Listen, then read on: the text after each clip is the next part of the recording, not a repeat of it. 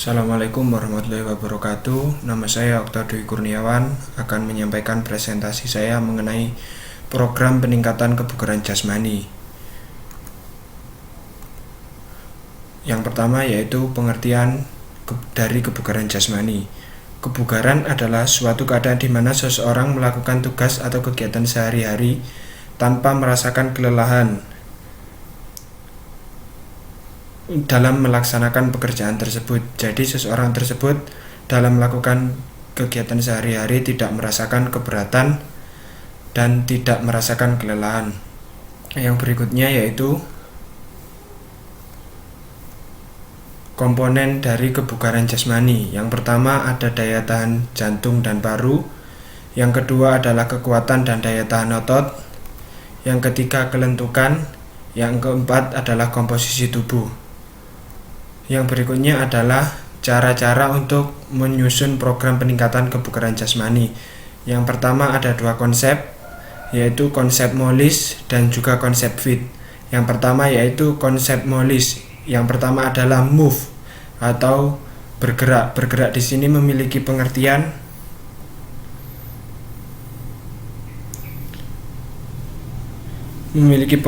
adalah gerak kontinu yang ritmis. Menggunakan gerakan ini dilakukan oleh otot-otot besar yang meliputi jalan, lari, lompat, loncat, dan lain sebagainya.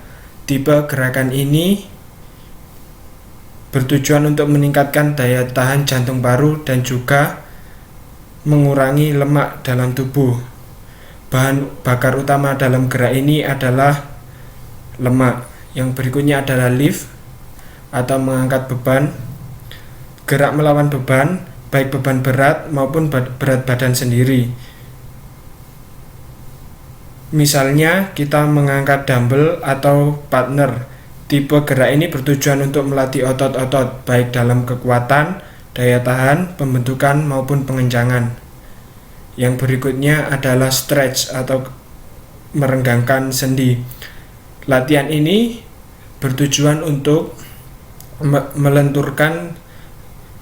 melatih kelenturan otot dan kelenturan sendi sehingga dihasilkan mobilitas gerak yang tinggi.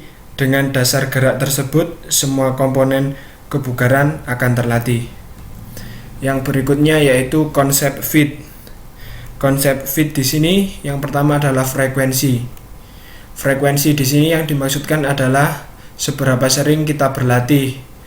Jadi, frekuensi adalah bagaimana cara kita menyusun frekuensi latihan dalam beberapa minggu. Yang berikutnya adalah intensity atau intensitas. Jadi kita bisa menentukan intensitas masing-masing latihan kita di tiap harinya untuk menentukan program yang ideal bagi tubuh kita. Yang berikutnya adalah time atau waktu. Waktu di sini memiliki pengertian yaitu durasi setiap sesi latihan untuk meningkatkan kebugaran. Sesi yang dianjurkan di sini adalah 20-60 menit dalam intensitas target latihan.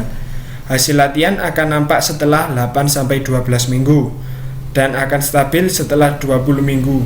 Untuk mempertahankan kebugaran, disarankan gerak biasa atau berjalan dan jogging selama kumulatif 60 menit dan gerak terengah kumulatif 20 menit sehari. Yang terakhir adalah type atau tipe atau yang biasa disebut model latihan.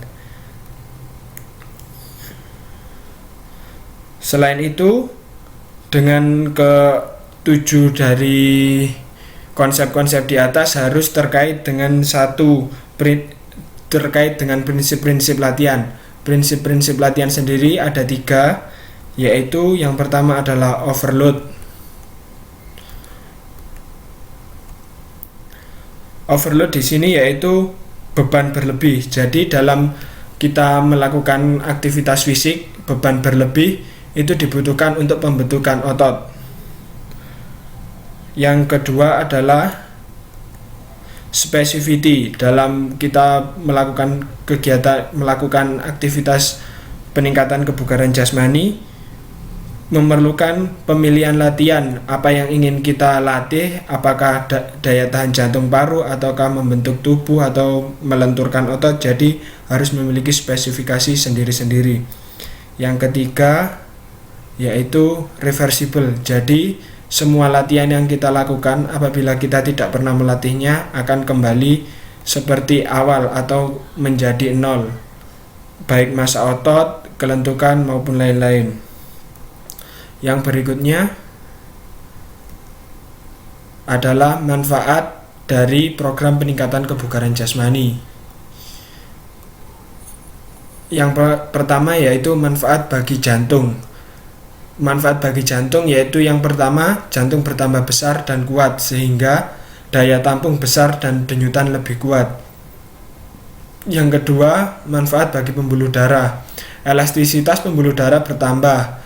Hal ini dikarenakan aktivitas fisik yang sering kita lakukan, karena berkurangnya timbunan lemak dan pertambahan kontraktilitas otot pada dinding pembuluh darah.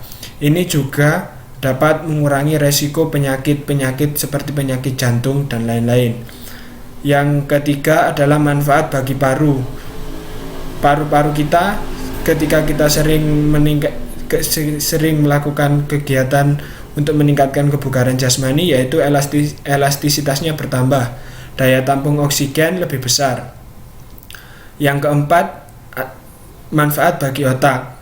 Dengan berolahraga, mielin akan semakin tebal sehingga penghantar impuls saraf akan semakin cepat. Yang kelima, yaitu manfaat bagi persendian. Jika kita sering melakukan kegiatan aktivitas jasmani dengan program-program yang benar, maka sendi akan lebih lentur dan leluasa untuk digerakkan sehingga dapat membantu kita dalam aktivitas sehari-hari. Yang berikutnya, manfaat pada otot. Hampir sama dengan sendi, otot juga akan mengalami kelentukan. Yang berikutnya, kekuatan otot juga akan bertambah dan daya tahan otot juga bertambah sehingga otot tidak mudah lelah dan mengalami kram. Yang ketujuh yaitu manfaat pada tulang. Penambahan aktivitas enzim dapat meningkatkan kepadatan, kekuatan, dan besarnya tulang.